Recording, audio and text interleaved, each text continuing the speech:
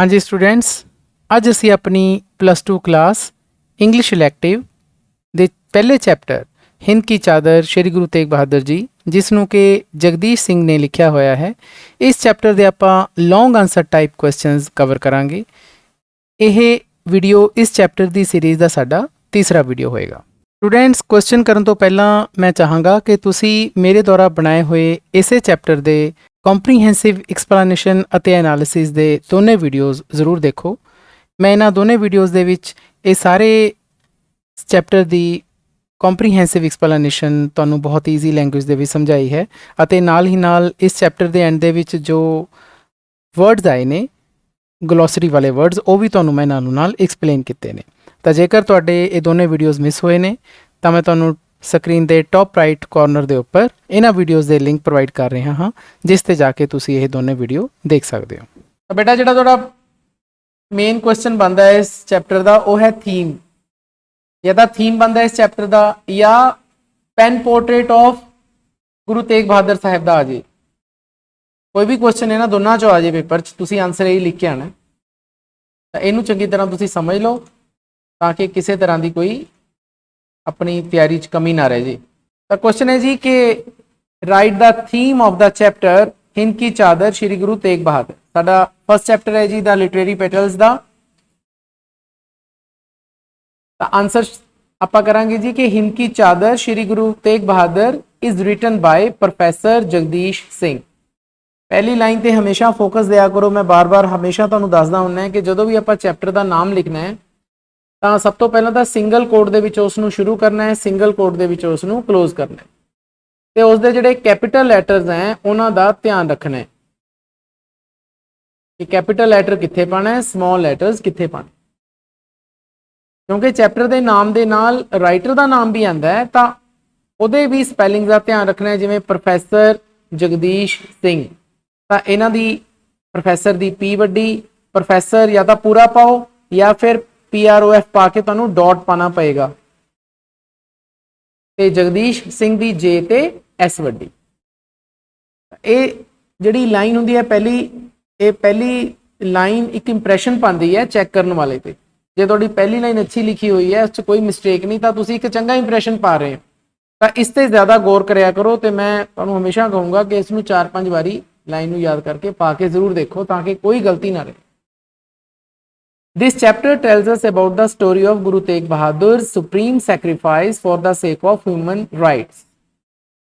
ਇਹ ਚੈਪਟਰ ਸਾਨੂੰ ਦੱਸਦਾ ਹੈ ਜੀ ਗੁਰੂ ਤੇਗ ਬਹਾਦਰ ਜੀ ਦੀ ਸਟੋਰੀ ਬਾਰੇ।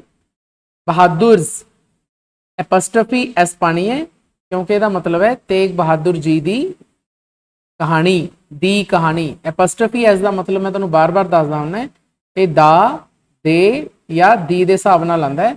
ਤਾਂ ਅਕੋਰਡਿੰਗ ਟੂ ਦਾ ਸਬਜੈਕਟ ਦਾ ਦੇ ਦੀ ਚੋਂ ਆਪਾਂ ਚੂਜ਼ ਕਰ ਲੈ। ਤਾਂ ਗੁਰੂ ਤੇਗ ਬਹਾਦਰ ਜੀ ਦਾ ਸੁਪਰੀਮ ਸੈਕਰੀਫਾਈਸ, ਸਭ ਤੋਂ ਵੱਡਾ ਸੈਕਰੀਫਾਈਸ, ਬਲੀਦਾਨ, ਜੋ ਉਹਨਾਂ ਨੇ ਕਾਹਦੇ ਲਈ ਕੀਤਾ ਸੀ? ਮਨੁੱਖੀ ਹੱਕਾਂ ਦੀ ਰਾਖੀ ਲਈ। Human rights. ਹਿਊਮਨ ਰਾਈਟਸ ਕੀ ਹੁੰਦੇ ਨੇ ਜੀ? ਮਨੁੱਖੀ ਹੱਕ। ਇਹ ਸਾਰੀਆਂ ਬੇਟਾ ਜਿਹੜੇ ਤੁਹਾਨੂੰ ਮੈਂ ਸ਼ਬਦ ਇਸ ਆਨਸਰ ਦੇ ਵਿੱਚ ਇਨਕਲੂਡ ਕੀਤੇ ਨੇ, ਵਰਡਸ ਜੋ ਮੈਂ ਪਾਏ ਨੇ, ਇਹ ਆਲਰੇਡੀ ਤੁਸੀਂ ਇਹਨਾਂ ਦੇ ਮੀਨਿੰਗ ਜਾਣਦੇ ਹੋ, ਬਿਕੋਜ਼ ਇਹੀ ਵਰਡਸ ਚੈਪਟਰ 'ਚੋਂ ਆਏ ਨੇ। ਤਾਂ ਚੈਪਟਰ ਜਦ ਆਪਾਂ ਨੇ ਚੰਗੀ ਤਰ੍ਹਾਂ ਪੜ੍ਹਿਆ ਹੁੰਦਾ ਤਾਂ ਵਰਡ ਸਾਨੂੰ ਸਮਝਣੇ, ਯਾਦ ਕਰਨੇ ਔਖੇ ਨਹੀਂ ਲੱਗਦੇ। ਪ੍ਰੋਬਲਮ ਉੱਥੇ ਆ ਜਾਂਦੀ ਹੈ ਜਦੋਂ ਅਸੀਂ ਸਿੱਧੇ ਆਨਸਰਸ ਤੇ ਆ ਜਾਂਦੇ ਹਾਂ। ਚੈਪਟਰ ਆਪਾਂ ਪੜ੍ਹਿਆ ਨਹੀਂ ਹੁੰਦਾ, ਫਿਰ ਪੱਲੇ ਹੀ ਕੁਝ ਨਹੀਂ ਪੈਂਦਾ। ਹੁਣ ਦਾ ਸੇਕ ਆਫ ਸ਼ਬਦ ਜਿਹੜਾ ਹੈ ਆਪਾਂ ਕੱਲ ਹੀ ਪੜ੍ਹਿਆ ਸੀ, ਇਹ ਚੈਪਟਰ 'ਚ ਆਇਆ ਸੀ। ਹਿਊਮਨ ਰਾਈਟਸ ਵੀ ਆਇਆ ਹੋਇਆ, ਸੁਪਰੀਮ ਵੀ ਆਇਆ ਹੋਇਆ, ਸੈਕਰੀਫਾਈਸ ਵੀ ਆਇਆ ਹੋਇਆ, ਸਾਰੇ ਸ਼ਬਦ ਚੈਪਟਰ 'ਚੋਂ ਹੀ ਲਏ ਗਏ।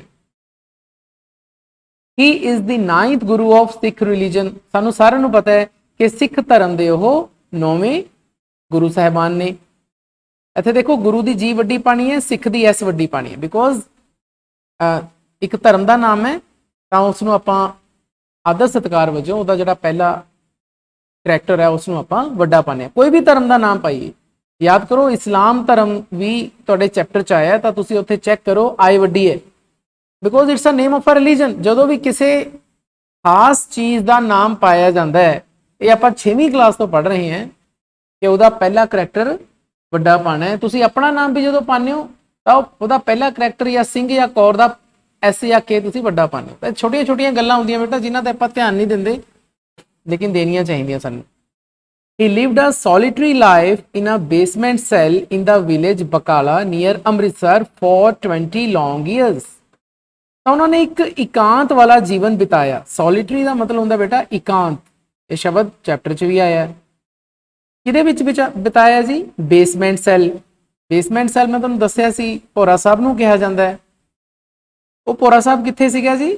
ਵਿਲੇਜ ਬਕਾਲਾ। ਬਕਾਲਾ ਕਿਉਂਕਿ ਪਿੰਡ ਦਾ ਨਾਮ ਹੈ ਤਾਂ ਬੀ ਵੱਡੀ ਪਾਣੀ ਹੈ। ਬਕਾਲਾ ਪਿੰਡ ਦੇ ਵਿੱਚ ਸੀਗਾ ਜੀ ਉਹ ਭੋਰਾ ਸਾਹਿਬ, ਜਿੱਥੇ ਉਹਨਾਂ ਨੇ ਇਹ ਸੋਲਿਟਰੀ ਲਾਈਫ ਬਿਤਾਈ ਹੈ। ਇਹ ਬਕਾਲਾ ਪਿੰਡ ਕਿੱਥੇ? ਅੰਮ੍ਰਿਤਸਰ ਦੇ ਨੇੜੇ ਹੈ।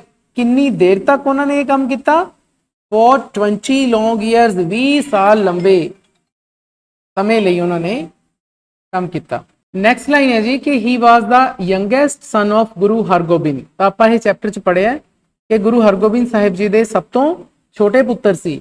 ਦਾ ਯੰਗੈਸਟ, ਧਿਆਨ ਦਿਓ ਇੱਥੇ ਯੰਗ ਜਿਹੜੀ ਹੈ ਐਡਜੈਕਟਿਵ ਹੈ, ਉਸਦੀ 3rd ਡਿਗਰੀ ਪਾਈ ਹੋਈ ਹੈ ਆਪਾਂ ਨੇ। Young, younger, youngest. ਜਦੋਂ ਵੀ ਆਪਾਂ 3rd ਡਿਗਰੀ ਲਾਉਂਦੇ ਹਾਂ ਤਾਂ ਉਸ ਤੋਂ ਪਹਿਲਾਂ ਅਸੀਂ ਦਾ ਸ਼ਬਦ ਲਾਉਂਦੇ ਹਾਂ। ਇਹ ਗ੍ਰਾਮਰ ਦਾ ਰੂਲ ਹੈ। ਗੁਰੂ ਹਰਗੋਬਿੰਦ ਜੀ ਦੇ ਵੀ ਜਿਹੜੇ ਕੈਪੀਟਲ ਲੈਟਰਸ ਹੈ ਉਹਨਾਂ ਦਾ ਧਿਆਨ ਰੱਖਣਾ ਹੈ। Once he donated all of his fine clothes to a poor naked boy। ਇੱਕ ਵਾਰੀ ਉਹਨਾਂ ਨੇ, ਡੋਨੇਟ ਦਾ ਮਤਲਬ ਹੁੰਦਾ ਬੇਟਾ ਦਾਨ ਕਰਨਾ, ਉਹਨਾਂ ਨੇ ਦਾਨ ਕਰ ਦਿੱਤੇ ਆਪਣੇ ਸੋਹਣੇ ਪੋਸ਼ਾਕ, ਫਾਈਨ ਕਲੋਥ ਜੋ ਉਹਨਾਂ ਨੇ ਕੱਪੜੇ ਪਾਏ ਹੋਏ ਸੀ, ਇੱਕ ਗਰੀਬ ਬਿਨਾਂ ਕੱਪੜੇ ਵਾਲੇ ਲੜਕੇ ਨੂੰ।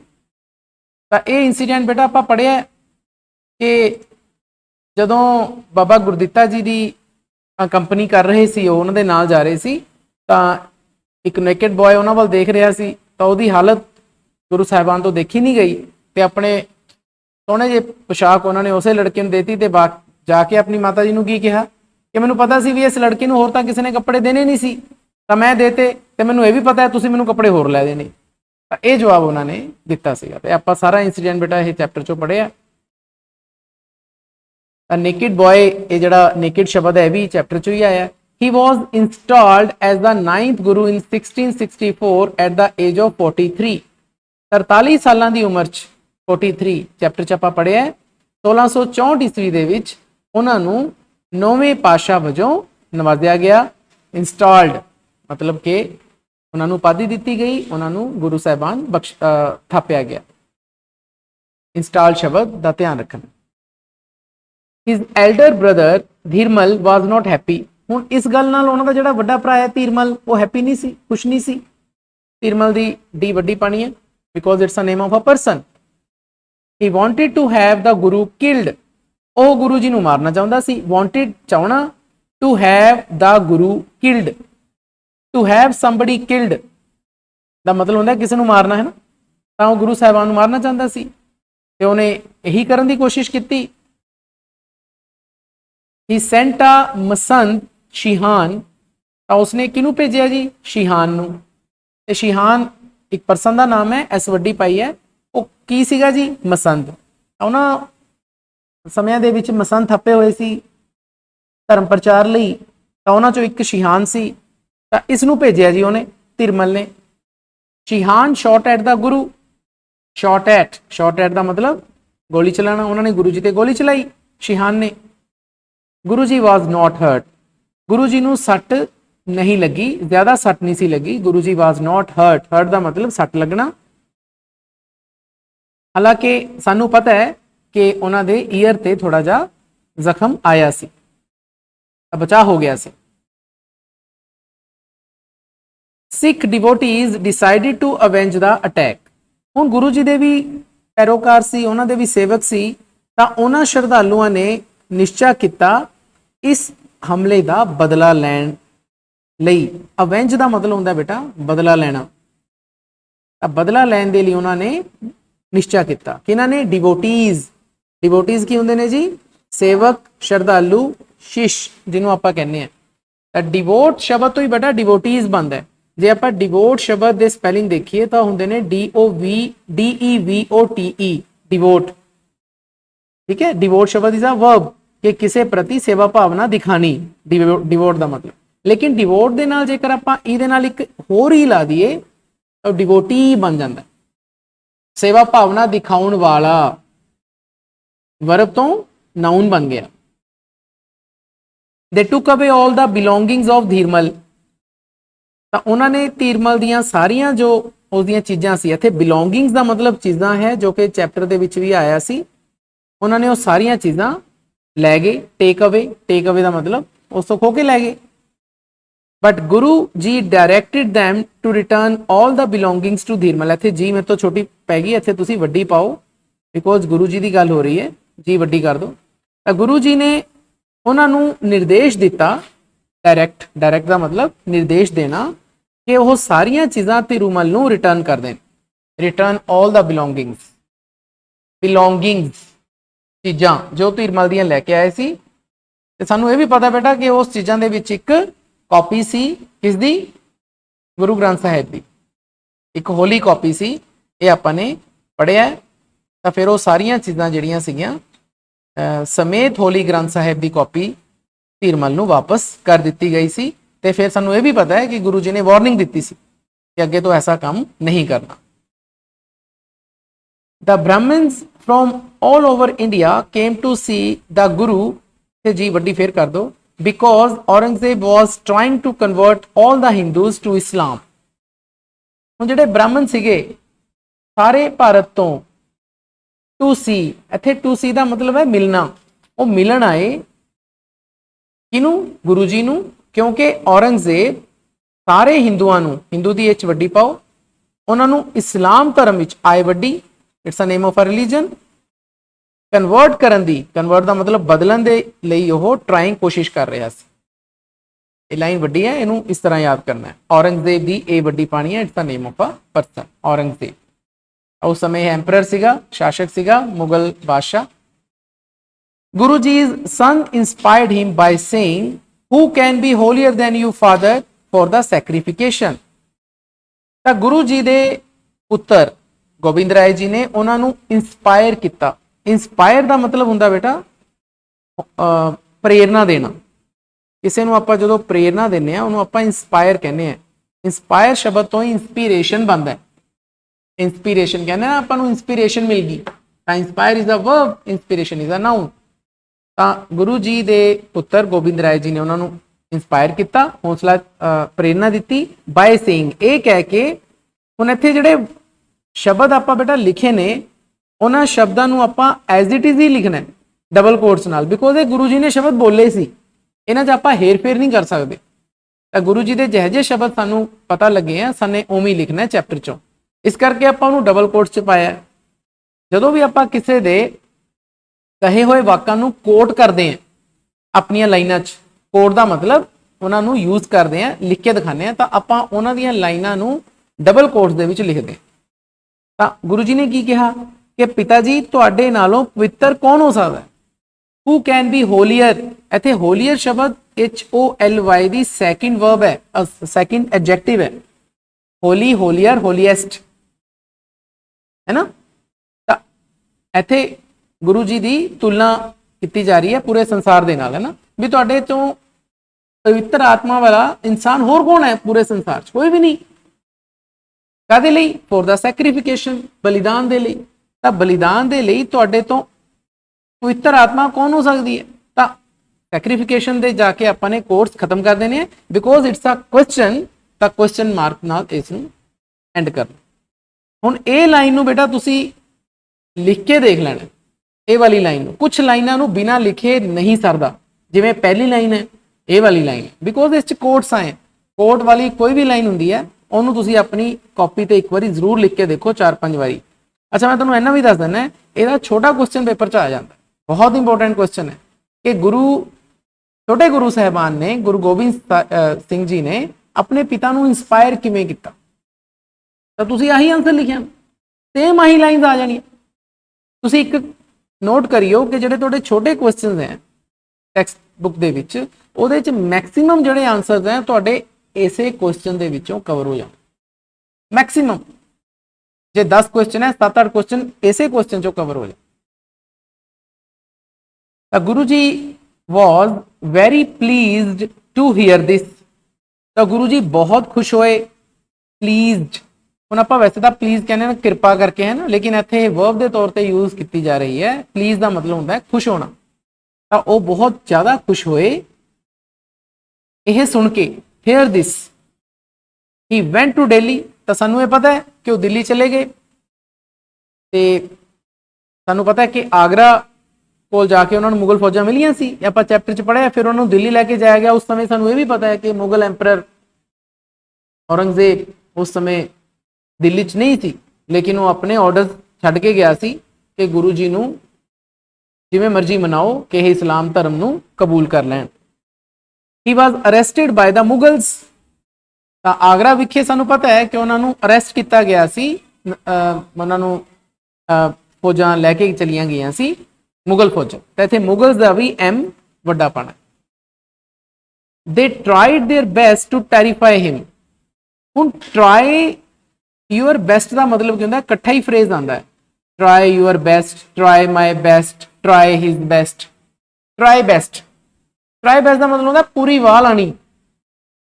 ਜਦ ਆਪਾਂ ਪੂਰੀ ਆਪਣੀ ਜ਼ੋਰ ਲਾ ਦਿੰਦੇ ਹਾਂ, ਪੂਰੀ ਵਾਹ ਲਾ ਦਿੰਦੇ ਹਾਂ, ਉਹਨੂੰ ਆਪਾਂ ਕਹਿੰਦੇ ਹਾਂ ਟਰਾਈ ਮਾਈ ਬੈਸਟ। ਤਾਂ ਉਹਨਾਂ ਨੇ ਆਪਣੀ ਪੂਰੀ ਵਾਹ ਲਾਤੀ ਸੀ। ਦੇ ਇੱਥੇ ਕਿਹਨੂੰ ਕਿਹਾ ਗਿਆ? ਮੁਗਲਾਂ ਨੂੰ।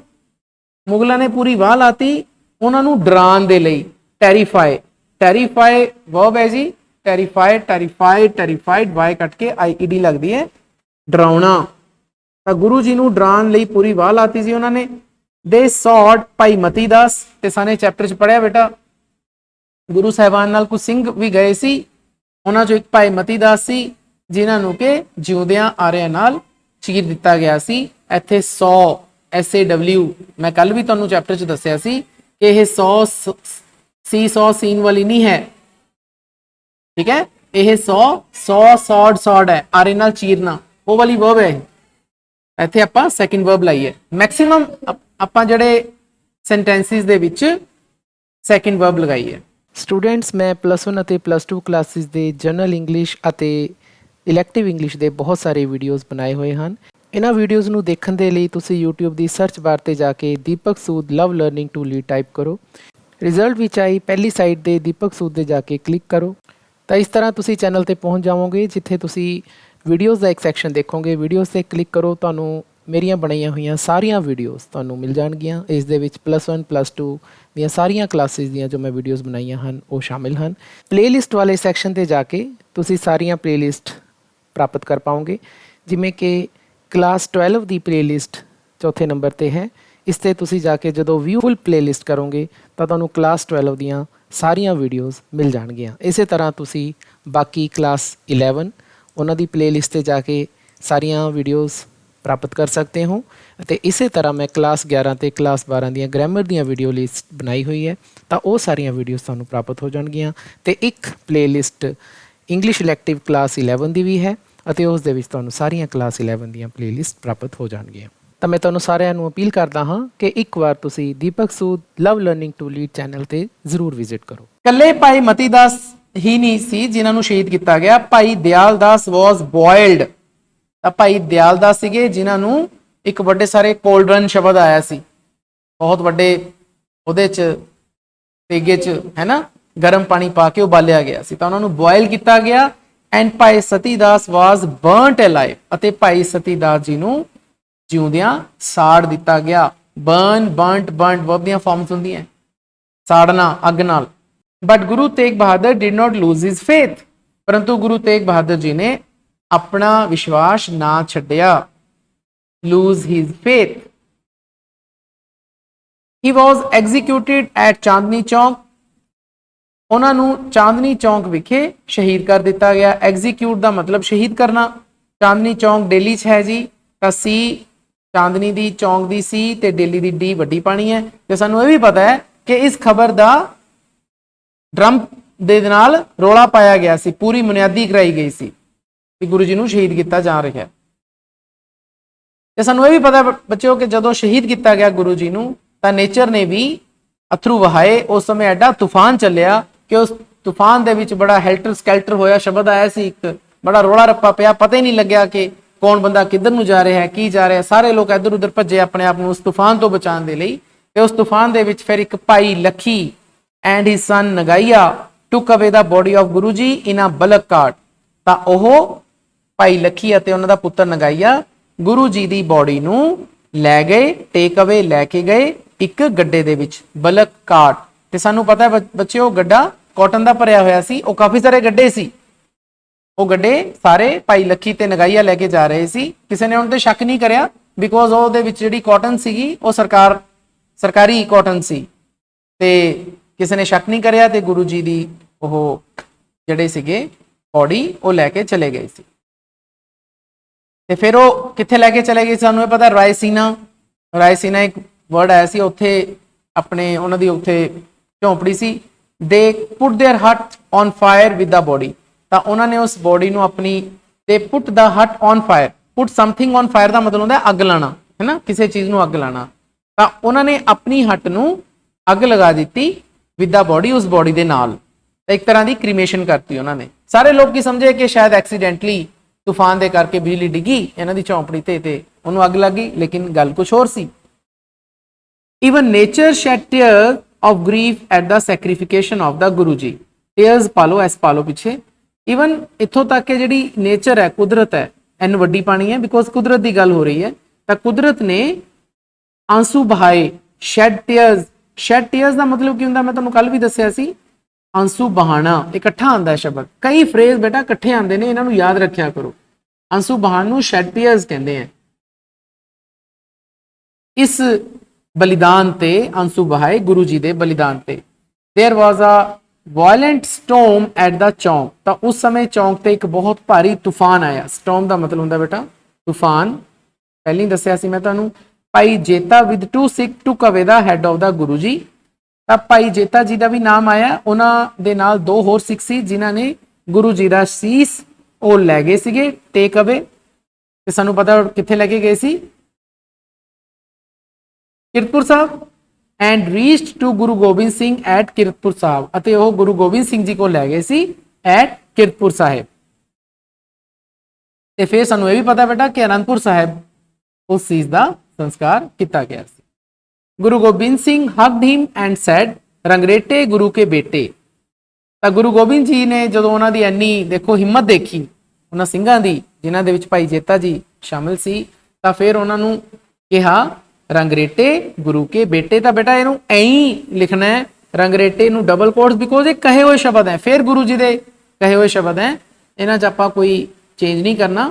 ਆਰ ਵੱਡੀ, ਜੀ ਵੱਡੀ, ਕੇ ਵੱਡੀ, ਬੀ ਵੱਡੀ, ਡਬਲ ਕੋਟਸ ਦੇ ਵਿੱਚ ਓਪਨ, ਡਬਲ ਕੋਟਸ ਦੇ ਵਿੱਚ ਕਲੋਜ਼। ਹੱਗ ਹੀ ਮਤਲਬ ਉਹਨਾਂ ਨੂੰ ਗਲਵਕੜੀ ਪਾਈ, ਹੱਗ ਦਾ ਮਤਲਬ ਹੁੰਦਾ ਬੇਟਾ ਗਲਵਕੜੀ ਪਾਉਣਾ।